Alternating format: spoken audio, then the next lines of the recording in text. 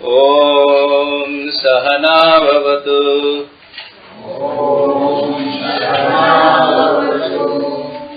सहनौ भुनक्तु। सह वीर्यं करवावहै।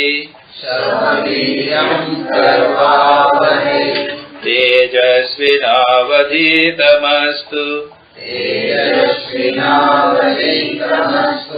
मा विद्विषावहै। ओम शांति शांति शांति।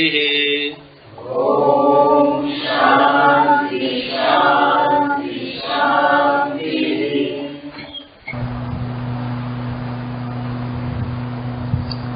हम कठोपनिषद के लगभग अंत पर आ गए हैं।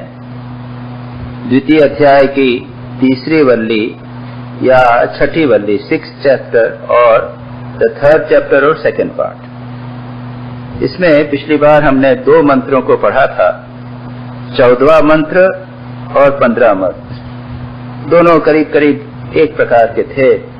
यदा सर्वे प्रमुच्यन्ते कामा ये अस्य हृदि स्थिता अत्य मर्त्यो अमृतो भवति अत्र ब्रह्म समश्नुते, और यदा सर्वे प्रभिद्यन्ते हृदयस्य एह ग्रंथयः अथम मर्त्यो अमृतो भवति। इन दोनों मंत्रों को अगर एक साथ मिला देवें तो इस प्रकार का होगा कि जब हृदय में स्थित सारी कामनाएं दूर हो जाती हैं और हृदय की जो ग्रंथियां हैं वो कट जाती हैं, तब मर्त्य व्यक्ति अमर हो जाता है। ये बात छोटी सी बात। मुख्य बात क्या है? अपनी कामनाएं को और वासनाओं को दूर करना, और दूसरा है हृदय की ग्रंथियों को दूर करना। मॉडर्न भाषा में अगर कहें तो कामना वासनाएं कॉन्शियस लेवल पर रहती हैं। हमारे मन में उठने वाली desires, ambitions, attractions, likes, dislikes, ये सब कामना शब्द के अंतर्गत आ गए। और इनके रूट क्या हैं, जिसको हम सबकॉन्शियस माइंड कहेंगे। अनकॉन्शियस माइंड में जो हमारे कॉम्प्लेक्सेस कहिए, ये अनकॉन्शियस या सबकॉन्शियस इंप्रेशंस हैं, इनको हम हृदय की ग्रंथि कह सकते हैं। और हमने पिछली बार देखा था कि कई प्रकार की कामनाएं होती हैं और कई प्रकार की हृदय की ग्रंथियां होती हैं। इसके विस्तार में अब जाने की आवश्यकता नहीं। इस पर गीता में बहुत विस्तार से कहा गया है और उसको दूर करने के उपाय बताए गए हैं। एक तो यह है कि इंद्रियों को कंट्रोल करो, एक इंद्रियों का लेवल है। दूसरा मन का लेवल है, मन से उनका चिंतन न करो। भगवान गीता में यह कहते हैं, ध्यायतो विषयान पुंसः, विषयों का चिंतन करते करते कामनाएं उत्पन्न हो जाती हैं। और फिर आगे बुद्धि की बात आती है, और बुद्धि का अर्थ है मन में विचार करके ये निश्चय कर लो कि ये कामना वासना मेरे अनर्थ का कारण होंगी। तो इन 3 प्रकार से कामना वासनाओं को दूर किया जा सकता। और उसके बाद में फिर ग्रंथियां, तो अविद्या ग्रंथि है, उसके बाद अहंकार की ग्रंथि है, लोभ की ग्रंथि है, भय इत्यादि है। ये कई कॉम्प्लेक्सेस आज के युग में, जैसे superiority complex, inferiority complex, ego complex, कई प्रकार के आज मॉडर्न वे में, वो मैं मॉडर्न इंटरप्रिटेशन आपको देने का प्रयत्न नहीं कर रहा हूं, लेकिन तात्पर्य यह है कि ये सब बातें करना, इसको किए बिना हम अमर नहीं हो सकते। इतना आसान नहीं, और हम सब जानते हैं it is not so easy. एक कंडक्ट के रूप में लोक व्यवहार की दृष्टि से हम भले ही सज्जन होवें, हम लोगों को सम्मान देवे, हम अच्छा काम करें, लेकिन अहंकार की ग्रंथि जो हमारे भीतर है, जो लोभ की ग्रंथि है, उसे दूर करना इतना आसान नहीं। परंपरा की दृष्टि से कई ऐषणाएं हैं। ऐषणा यानी डिजायर्स, लोकेशना, पुत्रेशना, वित्तेशना, दारेशना, शरीरेशना। ऐषणा यानी कामनाएं, इच्छाएं। नाम यश की इच्छा है, पुत्र की इच्छा है, धन की इच्छा है। ये बड़ी प्रबल, बड़ी गहरी होती हैं, और उसको हमने विस्तार से ये कठोपनिषद के पढ़ते समय गहराई में हम जाकर उसका हमने विश्लेषण कर दिया। उसके बाद में अंत में जो 15वें मंत्र के अंत में बड़ी सुंदर बात कही है अथ मर्त्यो अमृतो भवति एतावद् ही अनुशासनम। और जो मर्त्य व्यक्ति अमर कैसे हो जाता है, ये भी मैंने पिछली बार बताया था। सारे उपनिषदों में अमरत्व की चर्चा की गई है विभिन्न संदर्भों में, और यह स्पष्ट रूप से कहा गया है कि यह शरीर कभी अमर नहीं होता। मृत्यु क्या है? अगर कोई स्वाभिमानी व्यक्ति हो, अगर उसका इंसल्ट कर दिया जाए तो वो उसके लिए मृत्यु के समान। कोई व्यक्ति सदाचारी व्यक्ति हो, सत्यनिष्ठ व्यक्ति हो, अगर वह कभी झूठ बोल देवे तो वह समझेगा हरे राम, उसके लिए झूठ बोलना यानी मरण से भी खराब। तो इस प्रकार से मृत्यु का शब्द का अर्थ कई प्रकार से हो सकता है। यहां पर अज्ञान की दृष्टि से कहा, महाभारत में एक श्लोक है, उसका अर्थ यही है कि मोह ही मृत्यु है। मोह को दूर करना यह है अमरत्व। तो इतना सब कहने के बाद में यहां पर दो बातें कही, कामनाओं को दूर करो और हृदय की ग्रंथियों को काटो, और अब कहते हैं एतावत् ही अनुशासनम, इतना मात्र ही उपदेश है। शंकराचार्य उसके ऊपर कमेंट्री करते हुए कहते हैं एतावद् ही, एतावद् एव, एतावत् मात्रम न अधिकम, इतना ही मात्र और इससे अधिक नहीं। क्या है? इति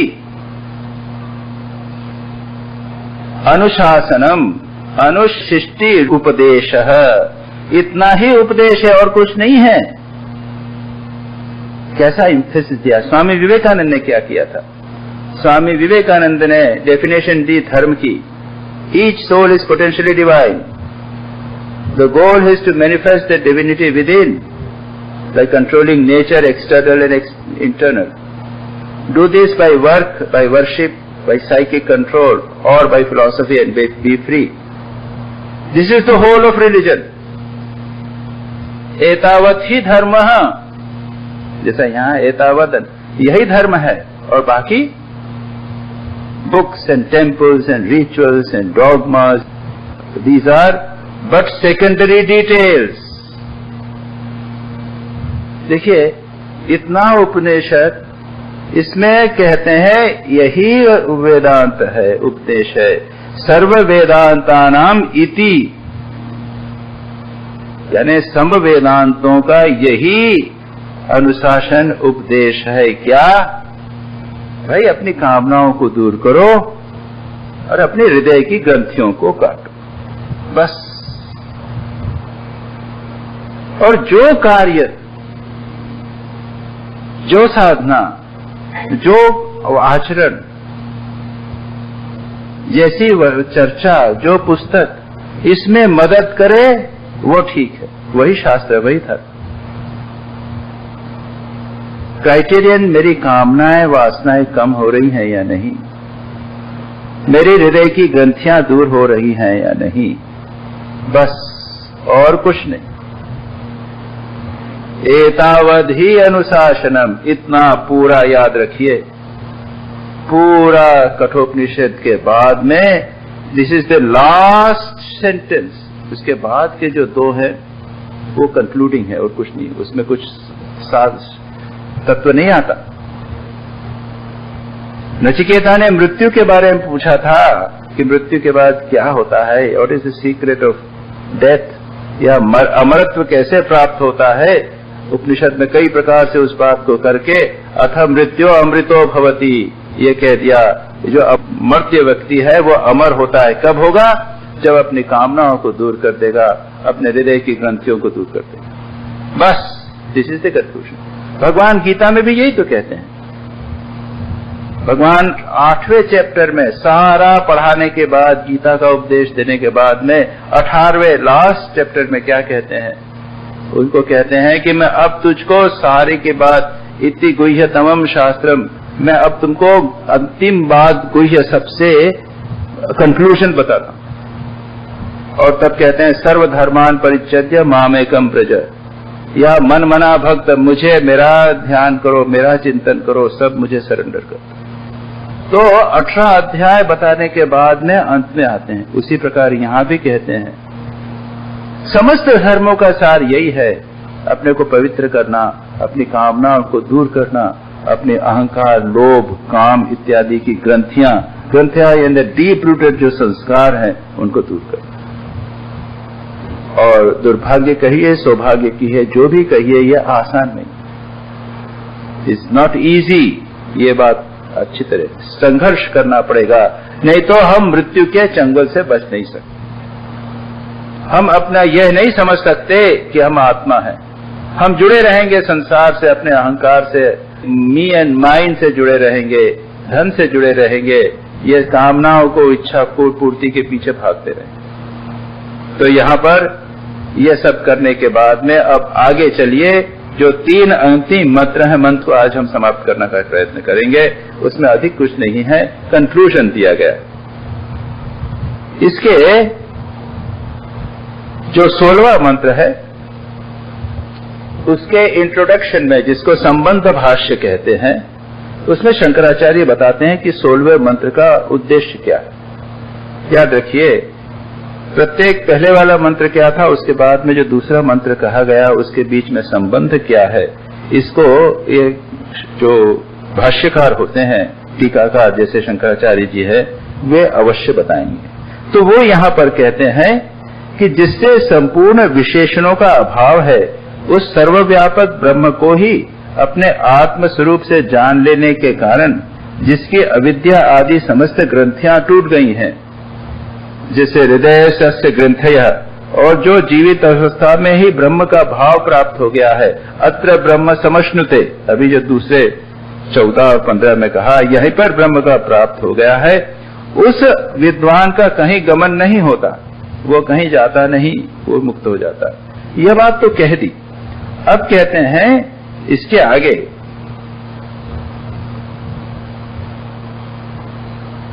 किंतु जो मंद ब्रह्मज्ञानी, हम लोगों की स्थिति है, हम लोग ब्रह्मज्ञानी नहीं हैं, हम लोग शास्त्र पढ़ रहे हैं, सज्जीवन व्यतीत कर रहे हैं, हम मंद ब्रह्मज्ञानी हैं और उपासना कर रहे हैं, मेडिटेशन कर रहे हैं, किसी शिव जी की उपासना करते हैं, श्री राम कृष्ण की उपासना कर रहे हैं, दुर्गा काली कृष्ण और राम की उपासना, भजन करते हैं, ध्यान करते हैं।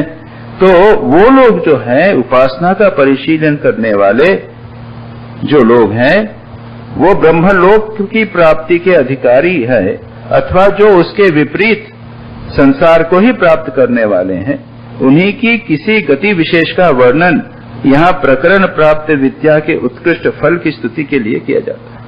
क्या कहते हैं कि ऐसा नचिकेता ने पूछता था कि मरने के बाद क्या होता। यमराज ने एक बात बता दी कि मरने के बाद में जो ब्रह्म को प्राप्त कर लेते हैं, जो अपनी आत्मा का परमात्मा के साथ एकत्व का अनुभव कर लेते हैं, वे अमर हो जाते हैं। There is one answer. अगर जो नहीं करते हैं, उनका मरने के बाद क्या होता है, नचिकेता का प्रश्न तो रह गया। तो उसके 2 उत्तर यमराज कहते हैं।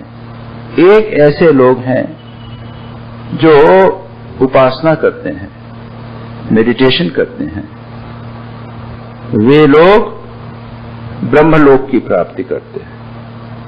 और जो लोग संसार में पड़े हुए हैं, सत्कर्म करते हैं, धर्म करते हैं, वे क्या करते हैं, वे दूसरे लोअर स्फीयर्स को प्राप्त करते हैं, जन्म मरण के चक्कर में पड़े रहते हैं। इसी बात को बताने के लिए यहां पर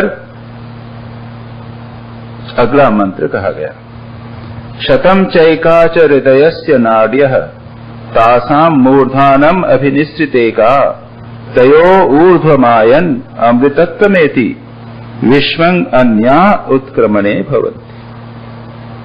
यहां पर कहते हैं एक कंसेप्ट है। अब इस कंसेप्ट को मॉडर्न एनाटॉमी के साथ कैसे जोड़ना, यह कठिन है। इसमें कहा कि हृदय में 100 और 101 नाड़ियां हैं, 101 नाड़ी। अब नाड़ी यानी क्या है, आर्टरीज हैं, वेन्स हैं, नर्व्स हैं, ये कहना मुश्किल है। हृदय की 101 नाड़ी हैं। शतम चेका हृदय नाड़ी हैं, इसमें से एक जो है वह मूर्धानम अभिनित्य से का, एक जो है वो ऊपर की ओर जाने वाला। उसमें से जो व्यक्ति मरते समय उसका जो प्राण इधर से निकलता है वह अमृतत्व को प्राप्त होता है, और जो अन्य व्यक्ति दूसरी तरफ से जब निकलेगा तब वह क्या होगा, उत्क्रमणे भवंती, वह संसार के चक्र में पड़ेगा। यहां पर इस प्रकार से कहा। अब इसकी टीका करते हुए शंकराचार्य कहते हैं, इसको सरल है, कोई कठिन बात नहीं है। ये मानते हैं, यह कहेंगे कि वो सुषुम्ना नाड़ी है। क्या कहते हैं, शतम च, शत संख्य का, पुरुष के हृदय से 100 और अन्य और एक सुषुम्ना नाम की, इस प्रकार की 101 नाड़ियां यानी शिराएं, I mean I don't know क्या वो नर्व्स कहा जाए, ये तो हार्ट से जितनी भी आर्टरीज हैं वो हार्ट से निकलती हैं, उसके बाद जाके इतनी ब्लड वेसल्स निकलती हैं, या फिर शरीर में देखा जाए तो बहुत सारी नर्व्स हैं, ये जो स्पाइनल कॉर्ड है उसमें बहुत सारी नर्व्स हैं, ये स्पाइनल कॉर्ड है, इसको ही सुषुम्ना कहते हैं। तो एक कहते हैं कि वो सुषुम्ना नाड़ी ऊपर तक जाती है और मस्तक, उसमें सुषुम्ना नाड़ी मस्तक का भेदन करके बाहर निकल गई। अब ये क्या कंसेप्ट है कहना मुश्किल है। अंतकाल में उसके द्वारा आत्मा को अपने हृदय देश में वशीभूत करके समाहित करे। हृदयस्य नाड़ियां कहते हैं कि अगर अंतकाल में अंतया तया उसके द्वारा अंतकाले हृदय आत्मानं वशीकृत्य योजयेत, अपने हृदय में आत्मा का ध्यान करे, ऐसा किया जाता है। उस तया, उस नाड़ी के द्वारा ऊर्ध्व, ऊपर की ओर जाने वाला जीव, ये मान्यता है कि जो लोग उपासना करते हैं, जो अच्छे साधक हैं, उनके प्राण जब निकलते हैं तो यहाँ ब्रह्मरंध्र है, जो जब हमारा बच्चे का जन्म होता है तो यहाँ पर एक स्पेस होती है, जब वो खाली रहती है वहां पे हड्डी नहीं होती, वो धीरे धीरे बंद होता है। तो ये फॉन्टेनेल इसको बोलते हैं। तो कहते हैं कि जब उस व्यक्ति का शरीर, जो साधक बैठकर ध्यान करता है, ध्यान में जब शरीर त्याग करता है, तो ऐसे साधकों का शरीर, प्राण जो है वो यहां से निकलता है, और यहां से जब निकलता है तो वे लोग, जिसे आप कहते हैं सूर्य के मार्ग से जाते हैं। गीता में भी भगवान इस बात को कहते हैं। भगवान अर्जुन पूछता है कि ये गति कैसी होती है, प्रयाण काले, अंत समय में व्यक्ति जैसा सोचता है उसके अनुसार गति होती है, भगवान इस प्रकार से कहते हैं। तो उसमें भगवान उसको 3 चीजें बताते हैं। एक तो जो भगवान का चिंतन करते हुए जिसका शरीर त्याग करता है तो वो तो भगवान को प्राप्त करता है, और यहां पर जिसने अपने ब्रह्म के स्वरूप को जान लिया है वो अमर हो जाता है। दूसरा है, 2 प्रकार के और होते हैं। एक तो होता है कि सूर्य मार्ग से जाने वाले, और दूसरे चंद्र मार्ग से, एक ज्योति के मार्ग से और एक अंधकार के मार्ग से जाने वाले। तो यहां पर वो कहते हैं कृष्ण शुक्ले गति ये ते, शाश्वते मते, भगवान इसमें कहते हैं कि एक ज्योति का मार्ग है और एक अंधकार का मार्ग है। इन 2 मार्गों के माध्यम से जाया जा सकता है। तो जो लोग उपासना इत्यादि करते हैं, उनका प्राण, उनकी आत्मा इस ब्रह्मरंध्र को भेद कर निकलती है, और वे कहां जाते हैं, वो सूर्य के मार्ग से होकर ब्रह्मलोक को प्राप्त करते हैं। इस मार्ग को कहते हैं क्रम मुक्ति। एक तो है विदेह मुक्ति, इस जीवन में रहते हुए मुक्ति हो गई, जीवन मुक्ति और विदेह मुक्ति, शरीर प्राप्त होते ही मुक्त हो गए हम। दूसरा है, अधिकांश लोगों को क्रम मुक्ति होगी। अगर बहुत अच्छे पुण्य किए, उपासना खूब की, ध्यान भगवान का, सगुण ब्रह्म का ध्यान किया, तो यहां से ब्रह्मलोक में जाएंगे, और ब्रह्मलोक जो है वो मैक्सिमम वहां पर सुख होता है। Our senses are extremely fine, मन बहुत सूक्ष्म होता है, वहां पर कुछ काल तक रहने के बाद में आप वहां से मुक्त हो जाओगे, यू बिकम वन विथ ब्रह्म। तो वो हुआ क्रम मुक्ति। और दूसरा है जिसे कहते हैं जब आप अंधकार के धूम के मार्ग से जाओगे तब किसी लोक में जाएंगे, या तो पितृलोक में, या फिर गंधर्व लोक में, या फिर स्वर्ग लोक में, देवताओं के लोक में। वहां पर पुण्य के कारण आपको अच्छा फल मिलेगा। उसके बाद में पुण्य जब क्षीण हो जाएंगे, क्षीणे पुण्य मर्त्य लोके विशंति, वापस आपको इस जन्म में वापस आना पड़ेगा। This is the second, you have to come back. तो यहां पर यही कहा गया है, उसी को कहा है कि जब वो सुषुम्ना नाड़ी से यानी ब्रह्मरंध्र से जब प्राण निकलते हैं तो व्यक्ति अमृतत्व में थी। यह अमरत्व कैसा है? ये क्रम मुक्ति ये होती है।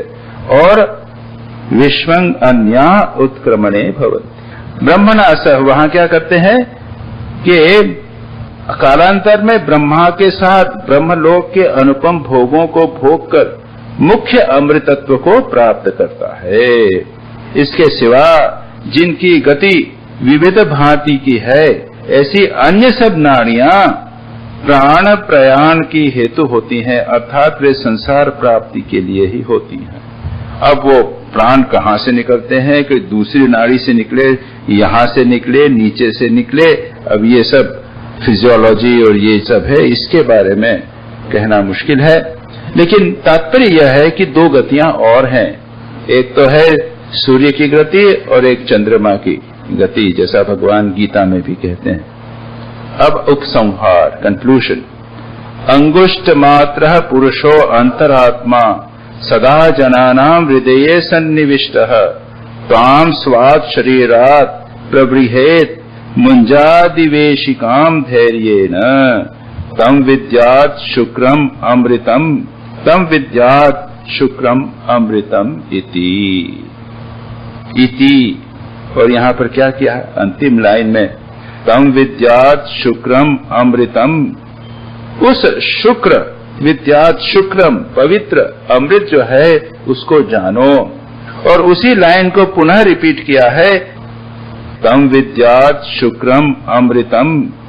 दो बार जब एक ही लाइन को रिपीट किया है और उसके बाद में इति, एंड। हम लोग भी जब किसी संस्कृत का स्तोत्र वगैरह का पाठ करते हैं, जब अंतिम पोर्शन आ जाता है तो उसको दो बार रिपीट कर देते हैं, मतलब ये कि भाई खत्म हो गया। और इति शब्द का अर्थ भी है इट इज ओवर, कंप्लीट। तो यह अंतिम मंत्र है। उसके बाद में जो 18वां मंत्र है, यह तो फलश्रुति जिसे कहते हैं, इस उपनिषद की ये जो ग्रंथ है उसकी प्रशंसा करते हुए कहते हैं कि इसको सुनकर नचिकेता ने मोक्ष को प्राप्त किया और जो भी उसको सुनेगा वह भी मोक्ष को प्राप्त करेगा। तो यहां पर क्या कहते हैं, अंगुष्ठ मात्र पुरुषो अंतरात्मा। अंतरात्मा हमारी आत्मा वो क्या है, अंगुष्ठ मात्र, यह अंगूठे के मेजर का, मेजरमेंट ऑफ मात्रा, मेजरमेंट, उसका मेजरमेंट कितना है, इस अंगूठे के जितना है। और क्या है वह पुरुष है, पुरुष, उसको पुरुष शब्द का मैंने बताया था, पुरुष कल भी चर्चा हुई थी। पुरी शेते, इस नव द्वार रूपी ये शरीर रूपी जो नगर है, पुरी, पुरी यानी तो नगर हुआ ना, कानपुर, नागपुर, पुरी, अलकापुरी, अयोध्यापुरी, उसके अंदर रहता है वो, इसलिए उसको पुरुष कहते हैं। वही आत्मा है, पुरुष अंतरात्मा, हमारे भीतर विद्यमान आत्मा। वह क्या है, सदा जनानाम हृदये सन्निविष्ट है, सदा प्राणियों के हृदय में उपस्थित है, प्रतिष्ठित है। कैसा है वो, एक अंगूठे के मेजर का। ये क्या अंगूठे के मेजर का है? अगर हम डिसेक्शन करके देखें तो आत्मा के अंगूठे के मेजर का मिलेगा नहीं। इसका उल्लेख और भी आ चुका है, आप लोगों ने इसको पढ़ा, मैं आपको बता दूं। ये चौथे चैप्टर में यानी द्वितीय वल्ली का, द्वितीय अध्याय की पहली वल्ली, यानी 4th चैप्टर, उसमें आया था अंगुष्ठ मात्र पुरुष। 14, 13, 12वें में है अंगुष्ठ मात्र पुरुषो मध्य आत्मनि तिष्ठति। ये जो पुरुष है वो अंगुष्ठ के रूप में है, आत्मा के भीतर प्रतिष्ठित है। दूसरे मंत्र में है अंगुष्ठ मात्र पुरुष अधूमक ज्योति, वह प्रकाशपूर्ण है। और ज्योति है बिना धुएं का, विदाउट स्मोक, प्योर लाइट। तो वहां पर क्या कहा गया था? वहां पर ध्यान के लिए यह बात बताई गई थी। मानो आत्मा का ध्यान कहां करना? हृदय में करना। कैसे करना? एक और द मेजरमेंट ऑफ एक अंगूठा, जैसे आप लैंप है, लाइट, छोटी से एक लैंप लाइट ले लीजिए, उस साइज की ज्योतिपूर्ण, बिना धुएं के, बिना विदाउट स्मोक। ठीक यही बात यहां पर कहा कि वह अंतरात्मा सदा हृदय में जनानाम प्राणियों के हृदय में सदा विद्यमान है। याद रखिए, आत्मा विद्यमान। ये एक बहुत अच्छा कंसेप्ट है। और अगर हम थोड़ी सा अभ्यास करें तो हम चलते फिरते, उठते बैठते, बातचीत करते, हम अपने हृदय में उस अंगुष्ठ मात्र ज्योति का हम ध्यान कर सकते। चलते फिरते सोचिए कि आपके हृदय में एक छोटी सी अंगुष्ठ के मात्र की एक ज्योति चल रही है। ज्योतिर्मय आत्मा ज्योति के रूप में यहां विद्यमान है। ये जो ज्योति है ये ज्ञान का प्रतीक है। याद रखिए, फिजिकल आत्मा फिजिकल ज्योति नहीं है, वो तो है ज्ञान। अब ज्ञान को कैसे बताएं? हम कहते हैं कि ज्ञान के द्वारा सब प्रकाशित होता है। हम जानते हैं वस्तु को ज्ञान के द्वारा। जिस प्रकार टॉर्च के द्वारा हम देखते हैं, उसी प्रकार हमारे ज्ञान के द्वारा हम सब कुछ जान सकते हैं। उसीलिए कहते हैं इसको, आत्मा को जब ज्ञान स्वरूप कहा गया है, चैतन्य कहा गया है, तो उसका अर्थ भी यही है कि वो मानो ज्योति स्वरूप है, ज्ञान स्वरूप। Is not dead, it is consciousness, pure consciousness. और उसका ये ज्योति, वो उसका एक सिंबल कह सकते हैं, नियरेस्ट। बाकी अदरवाइज प्योर कॉन्शियसनेस को, चैतन्य का मेडिटेशन करना इतना आसान। तो इसलिए हमने यहां पर यह कहा है कि प्राणियों के हृदय में आत्मा एक अंगूठे की मात्रा के प्रकाश के रूप में रहता है। अब आगे और महत्वपूर्ण का, तम उसे स्वात् शरीरात, स्वयं के शरीर से प्रवृत्त, उसको हटाओ, निकालो, सेपरेट करो। किस प्रकार से? मुंजाद इव ईशिका, जिस प्रकार से एक दूब की घास, पता नहीं आपको मालूम कि नहीं, मैं सोच रहा था कि मैं ले आता, आपको बताता यहां पर कि वो एक जो आपका स्ट्रॉ होते हैं ना, दूब की घास, जो दूब उगती है, उसको हम लोग क्या करते हैं कि वो पूजा के लिए उसके अंदर का पोर्शन और उसके फर्स्ट 2 पोर्शंस, केवल उतना पोर्शन उसको पूजा के लिए लगाया जाता है। थोड़ा सा उसमें बिल्व पत्र, उसके बाद ये थोड़ा सा अक्षत यानी चावल, और उसके बाद चंदन, लाल चंदन और सफेद चंदन, इस प्रकार का करके वो अर्घ बना के ऑफर किया जाता है। तो वो उसमें दूब की घास वो होना चाहिए। उसके भीतर का जो वो मूंज होता है, मुंजादिव ईशिकाम, यानी उसके भीतर जो ईशिका है, लास्ट सेंट्रल स्ट्रॉ होता है, वो काफी डेलिकेट होता है। और अगर आप उसको हटाने जाओगे तो वो टूट जाए। तो इसलिए क्या कहते हैं, वो धैर्य पूर्वक उसके बीच का जो डेलिकेट स्ट्रॉ है, उसके आसपास मोटे दूब के जो पत्ते वो लगे हुए हैं, उनको पहले जो मोटे वाले हों उनको हटा दीजिए, जो थिक हो गए हैं उनको नीचे से हटाइए, फिर ऊपर वाले को सावधानी से हटा के बीच वाली जो मूंछ है, ईशिका उसको निकालिए। उसके लिए आवश्यक है धैर्य। सेपरेशन किससे करना है? आसपास 4-5 छोटे छोटे पत्ते और लगे हुए हैं, वो मोटे हो गए हैं, उनसे बीच वाला जो पत्ता उसको हटाना। इसके लिए बड़ी सावधानी, केयरफुली, धैर्यपूर्वक लंबे समय तक करना। ये क्यों कहा कि हमारे हृदय में वो आत्मा विद्यमान है और उसके आसपास ये कौन सी चीजें लगी हुई हैं? ये पंचकोश। ये पंचकोशों के बीच में वो अंगुष्ठ मात्र पुरुष मानव छिपा हुआ। अब उसको सेपरेट करना है। कैसे करना? क्या मैं शरीर हूं? ये शरीर तो सबसे स्थूल है। क्या मैं शरीर हूं? विचार करना पड़ेगा। विचार के बाद लगेगा नहीं, मैं शरीर तो नहीं हूं, क्योंकि मैं शरीर को देखता हूं। और ये तो गाइडेड मेडिटेशन जब हर संडे को करते हैं तो हम बताते हैं, विचार करके बता देते हैं कि आप शरीर से भिन्न है, शरीर को आप देख सकते हैं वेरी क्लियरली। ये तो हो गया। उसके बाद प्राण से आत्मा को भिन्न करना, ये इतना आसान। मन से आत्मा को भिन्न करना, बुद्धि से आत्मा को भिन्न करना, और सबसे डिफिकल्ट है अहंकार से आत्मा को भिन्न करना। आईनेस, आई, मैं जो ये आई बोल रहा हूं, ये भी वो जो अंगुष्ठ मात्र आत्मा है उसका नियरेस्ट, उसके सबसे निकट चिपका हुआ मानव पत्ते, उसको निकालने के लिए धैर्यपूर्वक केयरफुली विचार करना पड़ता है। Patience and perseverance. इसलिए यहां पर कहा कि इसको धैर्यपूर्वक दूर करो। शुद्धानंद जी के साथ में लाटू महाराज किसी दूसरे पंडित का प्रवचन सुनने गए थे, और पंडित ने जैसा मैं बता रहा हूं उस तरह उसने बताया कि अपने शरीर के भीतर जो अंगुष्ठ मात्र आत्मा है उसको उस तरह धैर्यपूर्वक सेपरेट करना चाहिए जिस प्रकार से मूंज से ईशिका को सेपरेट किया जाता है। लाटू महाराज ने जब ये सुना तो आनंद विभोर हो गए, और बाद में जब आश्रम में आ रहे थे तो उसी भाव में विभोर थे।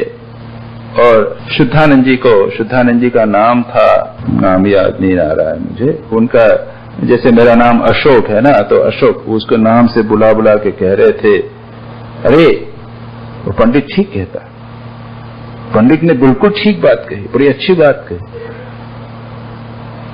और उस दिन कहते रहे, वो तो रात को तो सोते नहीं थे, रात भर बैठते थे, रात भर आनंद विभोर रहे। और वो उनको शुद्धानंद जी को जगा उसको बार बार जगा कहते थे, अरे वो पंडित बिल्कुल ठीक बोला, बड़ी अच्छी बात कही। उनको लगा कि पंडित ने एक्सपीरियंस किया इस चीज को। अरे पंडित ने तो एक्सपीरियंस नहीं किया, ये तो उपनिषद है, उपनिषद का ऋषि ने एक्सपीरियंस करके लिखा है। और लाटू महाराज ने उसका एक्चुअली अपने जीवन में एक्सपीरियंस किया था, इसलिए जैसे ही उन्होंने सुना इस बात को कि हाँ बिल्कुल ठीक बात है, मैं बिल्कुल समझ ही गए कि ऐसा ही तो करना पड़ता है। केयरफुली आपको अपने पंच कोशों का एनालिसिस करके उसके भीतर जो आत्म तत्व है उनको पंच कोशों से सेपरेट करना। तो धैर्यपूर्वक is a long study process, जल्दबाजी में नहीं होता। आत्मा से अपने को पृथक हम ध्यान के समय तो करवा देते हैं आपको, जो लोग आपको चाहते हैं ध्यान के लिए। आप जानते होंगे कि हम एक्सपीरियंस कर रहे हैं, मैं शरीर नहीं हूं, आप देखिए अपने शरीर को, अपने आंख को देखिए, अपने हाथ को देखिए, बी विटनेस, उसके साक्षी बनिए। अब सारे शरीर के साक्षी बनिए, आप स्पष्ट पता अनुभव करेंगे कि आप शरीर से भिन्न हैं। तो ये बता दिया, क्या ये पर्याप्त हुआ? नहीं, इसको सारे दिन भर उस भाव को बनाए रखना पड़ेगा कि मैं शरीर से भिन्न हूं, तब वो सेपरेट हो गया। इसके लिए धैर्य की आवश्यकता।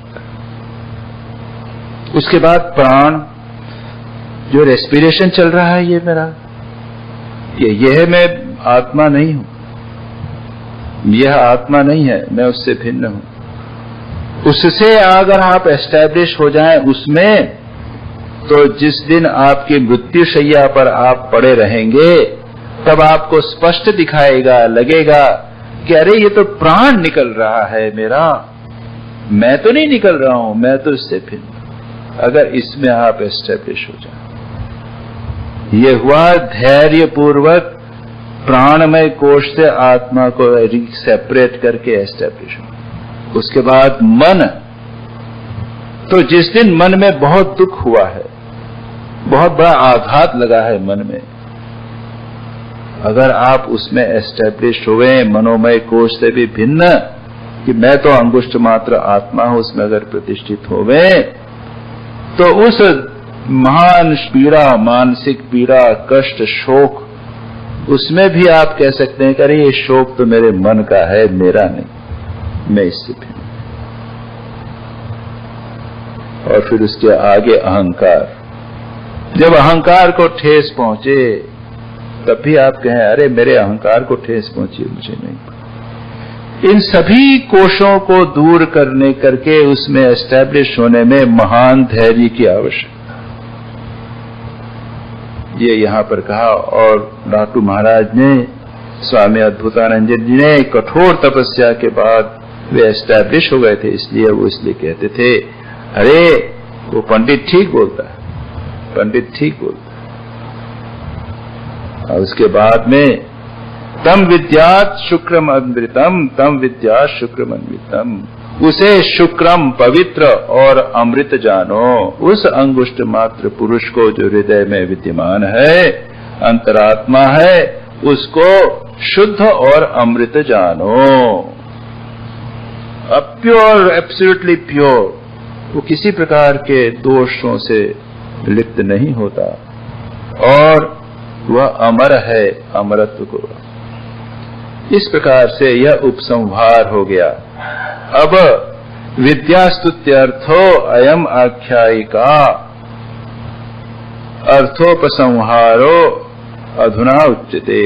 अब विद्या की स्तुति के लिए यह जो कहा गया, इसकी स्तुति के लिए यह आख्यायिका के अर्थ का संहार करते हैं। इसमें जो कहानी कही गई थी, कहानी के माध्यम से एक तत्व कहा गया था, नचिकेता का तत्व कहा गया था। नचिकेता और यमराज का एक कन्वर्सेशन हुआ था। तो पूछ सकते हैं कि वो नचिकेता का क्या हुआ, तो उसको कंक्लूड करते हैं, स्टोरी कंप्लीट कर रहे हैं, याद रखिए ऐसे स्टोरी। उसके अंदर स्टोरी, शुरू में कुछ चैप्टर्स थे, कुछ श्लोक थे, अंत में स्टोरी को कंक्लूड कर रहे हैं, बस यहां और कुछ नहीं है।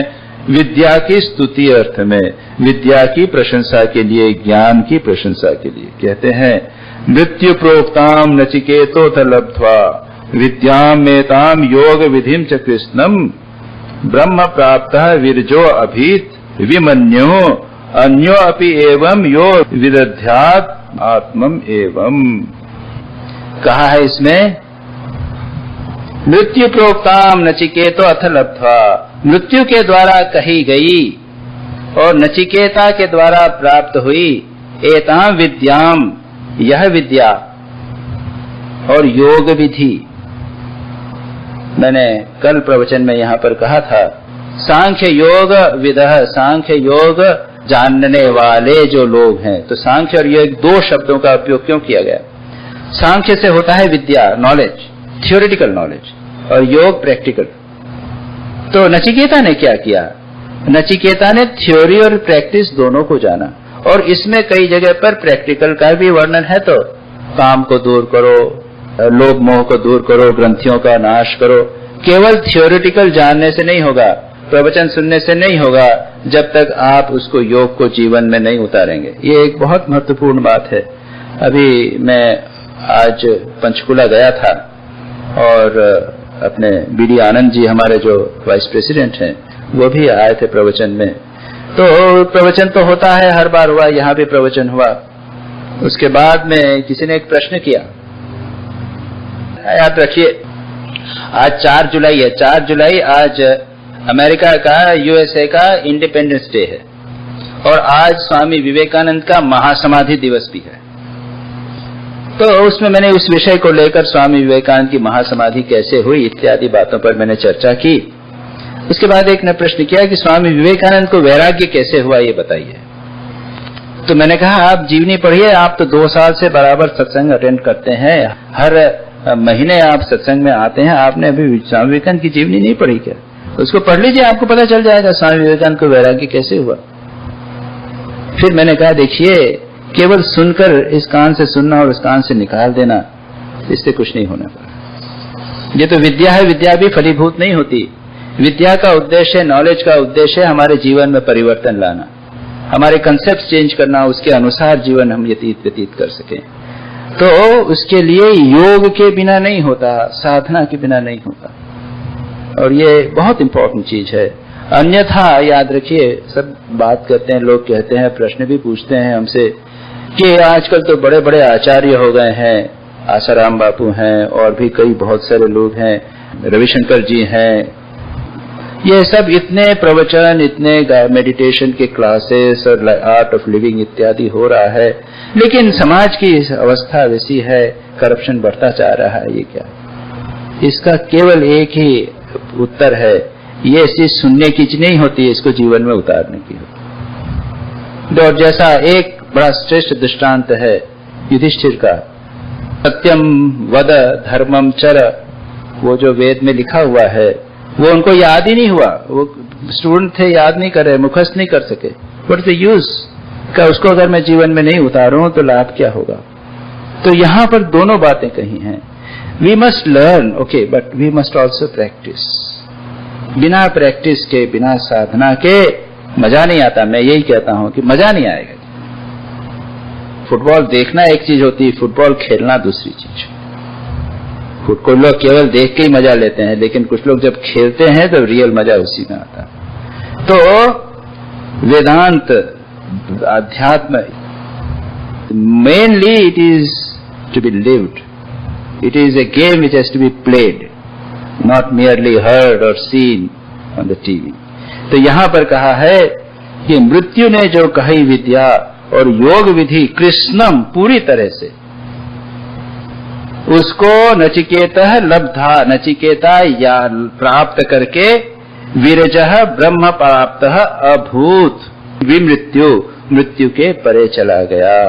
नचिकेता ने उसे प्राप्त करके मृत्यु की कही हुई इस विद्या और समर्थ योग विधि को पाकर नचिकेता ब्रह्म भाव को प्राप्त होकर विरज, विरज यानी प्योर, रज, तो रज की ट्रांसलेशन विरजः, इसके ऊपर शंकराचार्य व्याख्या करते हुए कहते हैं विगत धर्म अधर्म, ये धर्म और अधर्म दोनों की रज, उससे, रज यानी पार्टिकल्स।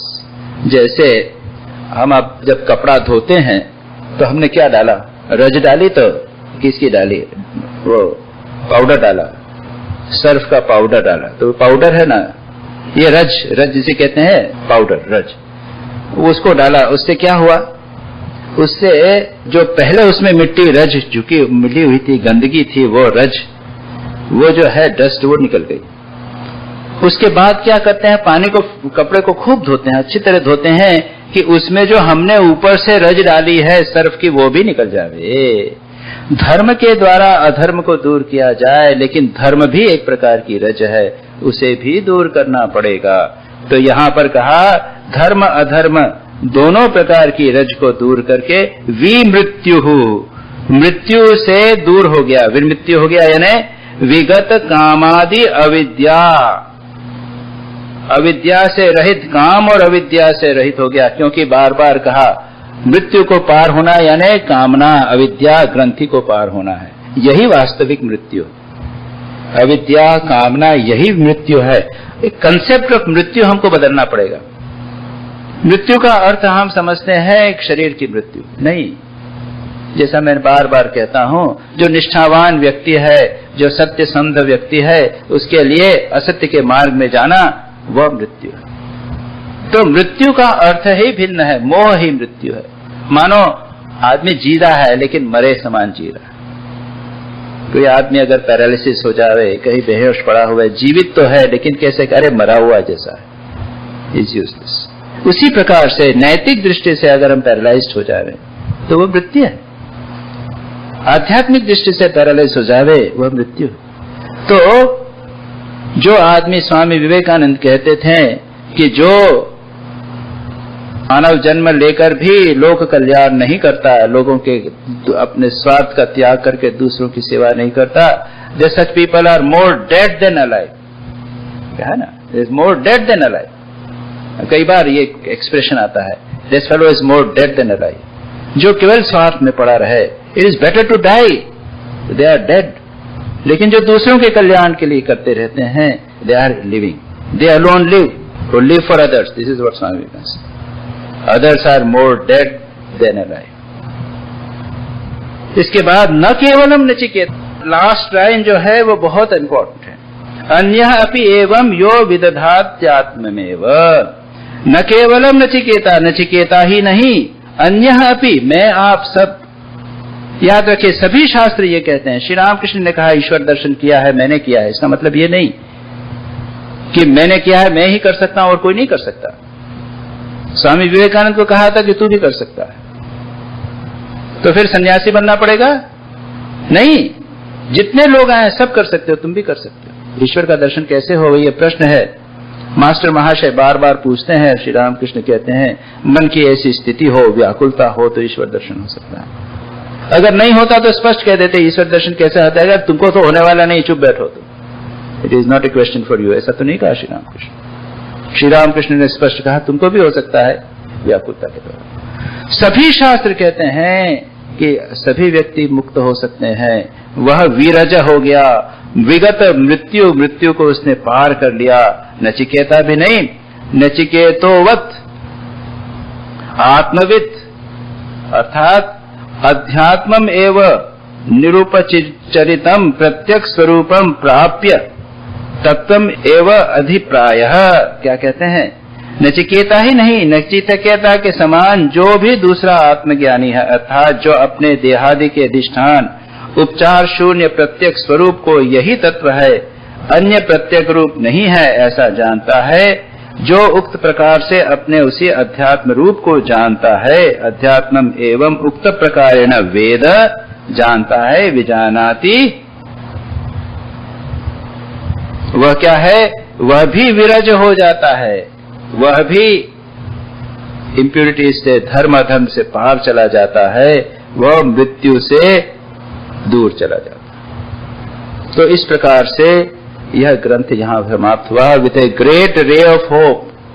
बहुत बड़ी आशा के साथ, बहुत बड़ी प्रेरणा के साथ समाप्त होता है कि हम भी चाहें तो परमात्मा तत्व का साक्षात्कार उसी प्रकार कर सकते हैं, मृत्यु के परे जा सकते हैं, हम पूर्ण रूप से रज रहित हो सकते हैं, जिस प्रकार नचिकेता हुआ।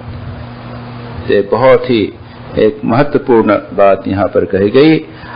अब अंत में सहनावतु पुनः कहेंगे, उसको शंकराचार्य उसके ऊपर टीका करते हुए कहते हैं, शिष्याचार्यो प्रमादकृत न्यायेन विद्या ग्रहण प्रतिपादन निमित्त दोष प्रशमनार्थाय अयम शांति उच्यते। अब शिष्य और आचार्य के प्रमादकृत अन्याय से विद्या के ग्रहण और प्रतिपादन में होने वाले दोषों की निवृत्ति के लिए, मैंने प्रवचन में कोई गलती की हो, प्रमाद किया हो, मिस्टेक की हो, और आपने ग्रहण करने में कोई मिस्टेक की हो, उसके द्वारा जो दोष हुए हैं उसकी निवृत्ति के लिए सहनावतु पुंसे, सहनावतु सनव गुणवतु, ये जो मंत्र है उसको पुनः कहा जाता है। इसकी व्याख्या संभवतः मैंने तो इसको बाद में प्रारंभ किया था, लेकिन मैं नहीं समझता कि उसको प्रारंभ में इसकी व्याख्या की थी क्या। नहीं, ये प्रारंभ में भी मंत्र है, उसकी शंकराचार्य ने व्याख्या नहीं की थी। अब यह कहते हैं कि विद्या के स्वरूप का प्रकाशन कर हम दोनों की साथ साथ रक्षा करें। सह नौ अवतु, नौ हम दोनों की रक्षा करें। कौन? उपनिषद प्रकाशित परमेश्वर ही हमारी रक्षा करें, परमेश्वर हम दोनों की रक्षा करें। यहां पर इस मीनिंग यही है, सहनावतु यानी हम दोनों की रक्षा करें, सहनौ भुनक्तु हम दोनों की यानी आचार्य और शिष्य का पालन करें। कौन करेंगे? परमेश्वर। तथा उसके फल को प्रकाशित कर हम दोनों का साथ साथ पालन करें। विद्या से संबंधित है, इसका अर्थ है सहनव अवतु, रक्षा करें। तो रक्षा यानी क्या? हमने जो पढ़ा है उसकी रक्षा करें। फिजिकल रक्षा की बात नहीं हो रही है। आचार्य और शिष्य जब बात कर रहे हैं तो विद्या के स्वरूप का प्रकाशन कर हम दोनों की साथ साथ रक्षा करें। विद्या का वास्तविक स्वरूप है उसको जीवन में उतारना, और जब वह जीवन में उतरेगा तब हम कहेंगे कि भगवान की कृपा हुई है। लोग आते हैं, प्रणाम करते हैं, कहते हैं कृपा कीजिए, कृपा कीजिए। मैं जो बात कर रहा था आपसे कि वहां पर पंचकुला में मैं गया था, आज के प्रवचन के बाद उन्होंने जो प्रश्न किया था, तो उसके बाद में बीडी आनंद जी ने बड़ी मजेदार बात कही। उन्होंने कहा कि ये लोग तो सब जो हैं ये प्रणाम करने वाले हैं, प्रणामी हैं या प्रणाम प्रिय हैं। शिष्य को, आचार्य को, गुरु को, स्वामी जी को प्रणाम कर लिया, बस कृपा कृपा प्रणाम कर लिया, ये भक्ति यहाँ पर समाप्त हो गई। जब तक उसको जीवन में नहीं उतारेंगे तब तक कोई लाभ नहीं होगा। आप कितना भी प्रणाम कीजिए, कितना भी प्रणाम कीजिए, कोई लाभ नहीं होगा। भगवान अगर कृपा करें तो जो विद्या हमने पढ़ी है वह हम जीवन में उतार सकेंगे। उसके बाद में तथा उसके फल को प्रकाशित कर हम दोनों का साथ साथ पालन करें भगवान। उसके बाद हम अपने विद्याकृत वीर्य सामर्थ्य को साथ साथ ही संपादन करें, प्राप्त करें। सह वीर्यम करवावहै, सह यानी हम दोनों, विद्या के द्वारा जो हमें सामर्थ्य प्राप्त हुआ है। या remember, knowledge is strength, knowledge is power. आप प्रकृति के लॉ हम लोगों ने जान लिए, हमारे पास शक्ति आ गई, हम जानते हैं कि अब कैसे इस प्रकृति को कंट्रोल करना। नॉलेज के कारण ही ये पंखे चल रहे हैं, फैन चल रहे हैं, नॉलेज के कारण ही टेप रिकॉर्डर चलता है, कंप्यूटर चलता है, सब कुछ चल रहा है। तो ज्ञान प्राप्त करने पर यह विद्या जो है वही शक्ति है, वही वीर्य है। विद्या से जो सामर्थ्य प्राप्त हुआ है हम दोनों साथ साथ उसका संपादन करें। और क्या कहा है? तेजस्विना अधीतम अस्तु, हमने जो पढ़ा, हम तेजस्वियों का जो अध्ययन किया है वह सुपठित हो। हम तेजस्वियों द्वारा, हम तेजस्वी है, उन्होंने पढ़ा है वह अधीत हो, सुप्रतिष्ठित हो, अथवा तेजस्वी हो, अर्थात हम लोगों का जो अध्ययन किया हुआ है वह अत्यंत तेजस्वी यानी वीर्यवान हो। हमारी नॉलेज जो है वो मैनिफेस्ट होनी चाहिए तेज के रूप में। हम शिष्य आचार्य परस्पर विद्वेष न करें। क्या है? मां विद्विषावहै, विद्वेष हम लोग न करें। एक दूसरे का, शिष्य और शिष्य में विद्वेष, गुरु और शिष्य में विद्वेष, इस प्रकार का विद्वेष न करें। There should not be any jealousy, अर्थात हम प्रमादकृत अन्याय से अध्ययन और अध्यापन में हुए दोषों के कारण परस्पर एक दूसरे से द्वेष न करें। शांति शांति शांति, इस प्रकार शांति शब्द का 3 बार उच्चारण संपूर्ण दोषों की शांति के लिए किया गया है। ये 3 प्रकार के शांति का उद्देश्य क्या है? 3 प्रकार की अशांतियां हैं, प्रॉब्लम्स हैं, सफरिंग से कठिनाई है। कौन सी हैं? पहली है आध्यात्मिक, हमारे शरीर से संबंधित, शरीर और मन से संबंधित जो ताप है, डिफिकल्टीज हैं, प्रॉब्लम्स, उसकी शांति हो। दूसरा है आधि भौतिक, जो प्राणियों के द्वारा है, अन्य मनुष्यों के द्वारा, मच्छरों के द्वारा, सांप बिच्छू इत्यादि के द्वारा, अन्य लोगों के द्वारा जो प्रॉब्लम्स क्रिएट होती हैं, डिफिकल्टीज होती हैं, वह शांत हो। और आधि दैविक, दैविक यानी जो प्राकृतिक है, धूप बहुत गर्मी पड़ रही है या बहुत वर्षा हो गई, तूफान आ गया, फ्लड्स आ गए, उनकी शांति हो। तो ये 3 बार जब शांति कही जाती है, इसका अर्थ है त्रिताप की शांति। तो अब इस मंत्र का पाठ करके हम इस ग्रंथ की समाप्ति करते हैं। ओम सहनाववतु सहनौ भुनक्तु सह वीर्यं करवावहै तेजस्विनावधीतमस्तु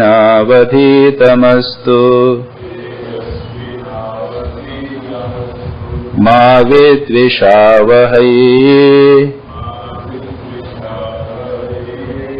ॐ शान्ति शान्ति शान्तिः।